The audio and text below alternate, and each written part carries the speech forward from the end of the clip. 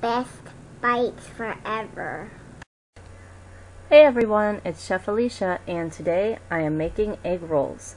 The first thing that I'm going to start off with is 8 cups of shredded green cabbage and 4 shredded carrots. To that I am going to add 1/4 of a cup of minced ginger, and if you want you can just shred it in your food processor along with your cabbage and carrots. The next thing that I'm adding is 2 tablespoons of sesame oil, and I like to use a black sesame oil, but you can use whatever your preference is. The next thing that I'm going to be adding in is 2 tablespoons of sherry, the wine, not the vinegar. After that, I'm going to add 1/4 cup of oyster sauce, and I'm just getting in there with my little spatula so that I can scoop all of that thick oyster sauce out of the container. And after that, I'm going to stir it up really well with my big kitchen spoon. The oyster sauce is a little bit difficult to stir in at first, but it will stir in there if you're just a little bit patient.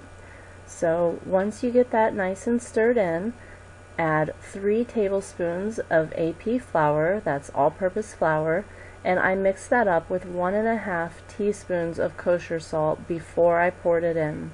Again, just take your big kitchen spoon and stir that up until it's mixed up nice and evenly, and if you want to, you can even get in there with your hands if that's easier for you.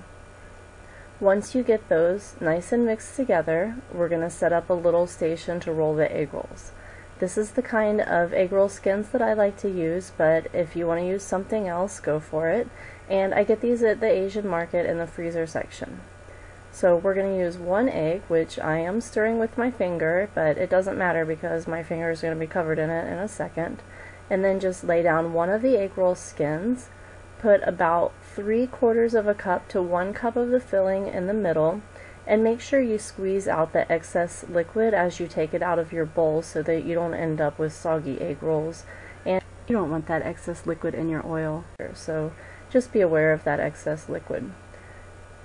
After you get that in there, you fold up the bottom side and then fold over each of the sides, and then put a little bit of the egg along the top portion. After you do that, roll it up, and ta-da! There it is. There's the first one. I'm going to do it again for you, so just in case you weren't paying attention the first time, or in case you want to see it again, here it goes. So I've squeezed out the filling. I have about 3/4 to 1 cup, and I'm just going to kind of put it all together, and then fold that over and kind of tuck the filling under as you go, then squeeze it under with the egg roll skin, fold up each of the sides, add a little bit of the egg wash to the top, and roll it the rest of the way up. So there's my second egg roll. You're going to continue on with this until you use up all of your filling. As you get to the bottom of the bowl, you're going to have more and more liquid in the filling, so make sure you're squeezing it out. You don't have to squeeze it like crazy, but just give it a little squeeze and get out the excess.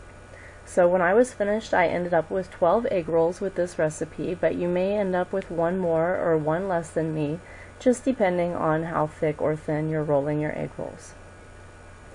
Once you get them all rolled, we're going to heat up some canola oil to 350 degrees. You can also use vegetable oil if you would like to, or you can even mix olive oil in there at about an 80-20 ratio, so 80 canola oil, 20 olive oil. I wouldn't go any higher than that. Once you get your oil nice and hot, add your egg rolls. The oil should cover the egg rolls by about 3/4 of the way, and also make sure that you load from the back of the pan. That way, if you splash up your oil, it's not splashing up onto your wrist. Like if you put it in the front and then it decides to start popping, it's going to be popping on your wrist as you're trying to put the egg rolls in the back.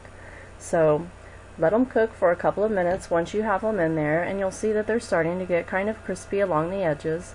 Once you see that happening, you can check one, and it should be brown on the bottom.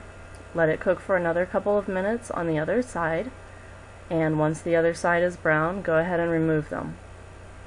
I am putting them onto a napkin, a cloth napkin, one like if you go to a good restaurant that you would have at your table, and those work really well because they're lint free.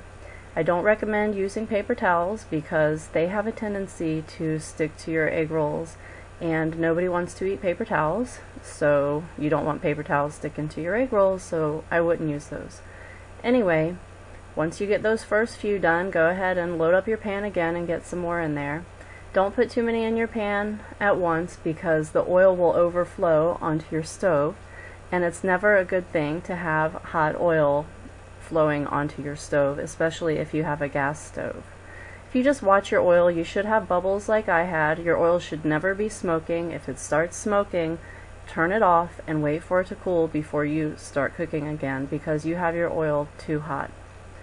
So go ahead, cook all of your egg rolls. Here are my 12 little egg rolls all together. You can get this recipe on my website, bestbitesforever.com. Thank you for watching, and happy cooking, everyone. Bye!